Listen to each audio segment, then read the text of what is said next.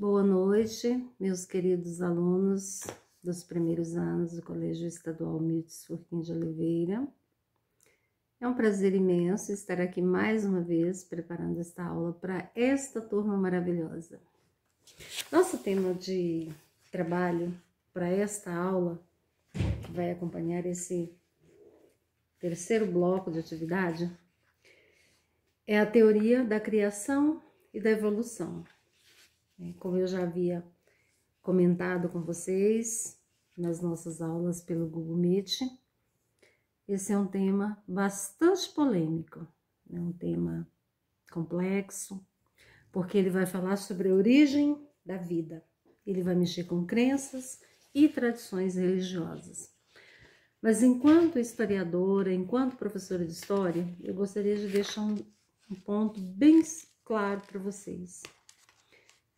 A gente não pode misturar conhecimento com as nossas crenças, né? Aquilo que a gente crê, aquilo que a gente acredita, aquilo que nos foi ensinado, faz parte dos nossos valores e das nossas tradições. A gente jamais deve negar, mas a gente precisa conhecer. Então, quando eu falo das duas teorias a respeito da origem da vida, eu não quero influenciar nenhum aluno a crer nessa ou naquela teoria. Você vai continuar com as suas crenças, você vai continuar aqui acreditando naquilo que lhe foi ensinado, naqueles valores que a sua família repassou para você. Aqui você vai apenas conhecer essas teorias, né? Então, quando a gente fala a respeito da origem da vida, existem duas teorias distintas. A teoria criacionista, que se baseia no primeiro livro da Bíblia, que é o livro de Gênesis. Inclusive, é uma leitura que eu já solicitei que vocês fizessem, né? A leitura do primeiro livro da Bíblia é essencial para que você conheça um pouquinho sobre a visão de mundo da criação humana, né? A visão cristã. Como que a vida originou na Terra, de acordo com essa visão religiosa. A segunda teoria que fala sobre a origem da vida é o evolucionismo. A teoria evolucionista ela é baseada na ciência, né? Ela é uma teoria que tem como principal exponente o cientista Charles Darwin, um naturalista, que fez uma viagem pelo mundo, passou um ano nas Ilhas Galápagos, observando a fauna e a flora daquela ilha, e depois de todo esse tempo nas Ilhas Galápagos, ele retorna ao seu país de origem e escreve a sua famosa obra, A Teoria da Evolução. Então, veja bem, o que o bloco em si, o conteúdo do bloco aborda? Eu vou ser bem clara e coerente com o material que está no arquivo, né? Assim como o evolucionismo, o criacionismo é uma teoria que tenta explicar a origem da vida e a evolução do homem. No entanto, é importante ressaltar que a teoria criacionista segue uma linha de pensamento distinta da teoria evolucionista. O criacionismo se baseia na fé da criação divina, como aquela narrada na Bíblia, a Bíblia Sagrada. Mais especificamente no livro de Gênesis, no qual Deus criou todas as coisas, inclusive o homem. Lembrando que diversas culturas possuem sua versão própria do criacionismo, como é o caso da mitologia grega, chinesa e do cristianismo em si. A teoria da evolução, ou o evolucionismo, se baseia em pesquisas científicas. E eu vou enfatizar a figura do naturalista Charles Darwin, com a publicação dele conhecida como A Origem das Espécies, que é a obra que ele produziu depois desse tempo que ele passou nas Ilhas Galápagos.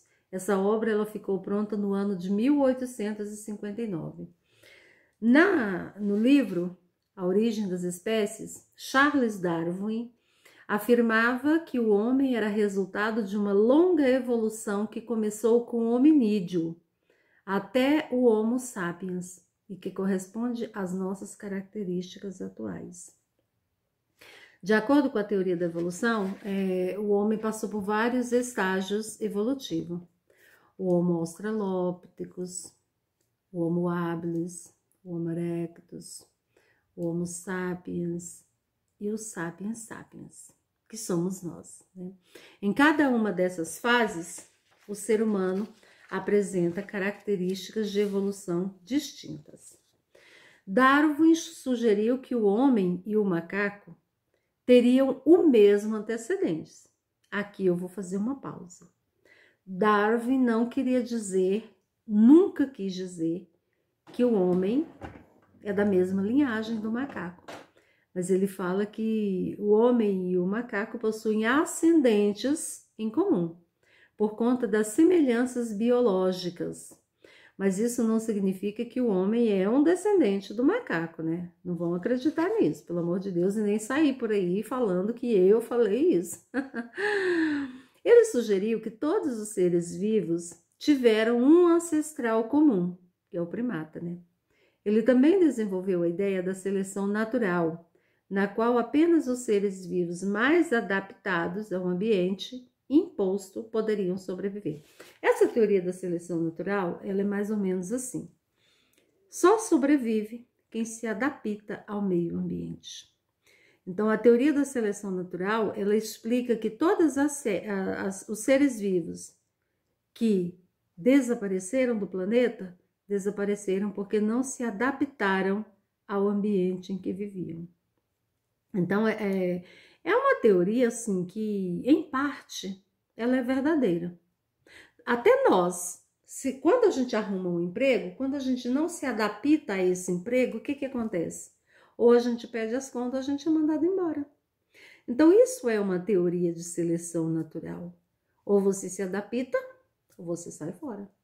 Então, quando a gente fala do meio ambiente, quando a gente fala da natureza, a gente relembra a teoria de Charles Darwin, quando ele prega que os animais que não se adaptaram ao planeta, aos aspectos e às características climáticas de determinadas épocas, esses seres desapareceram pela falta da adaptação. Criacionismo e evolucionismo possuem vários argumentos que diferenciam ambos, né? E no material de vocês existe, assim, foi elencado vários critérios, vários argumentos que vão justificar, né? Entre eles, eu vou citar alguns que são importantes. Segundo Charles Darwin, a perfeição dos seres vivos comprova a existência de um criador inteligente. A origem da vida ainda não é explicada de modo satisfatório pelos evolucionistas, não é. Tanto que abriu brechas para a existência de uma outra teoria, que é o criacionismo. Os fósseis e sua datação remota confirmam que a extinção de espécies também faz parte do processo evolutivo, né? Aparecer e desaparecer faz parte desse processo de evolução, segundo a teoria defendida por Charles Darwin. Na sequência, tem 3 questões. E essas questões vocês vão responder com base no texto. Leiam cada uma delas. Não precisa responder, vocês vão apenas localizar a questão verdadeira. Em relação ao texto, por isso que é importante vocês fazerem a leitura do texto, a leitura do arquivo, prestar atenção nesse vídeo, para que vocês consigam marcar, assinalar as alternativas corretas. Qualquer dúvida, eu estou à disposição no grupo de WhatsApp e nos plantões de dúvida. Combinado? Até a próxima!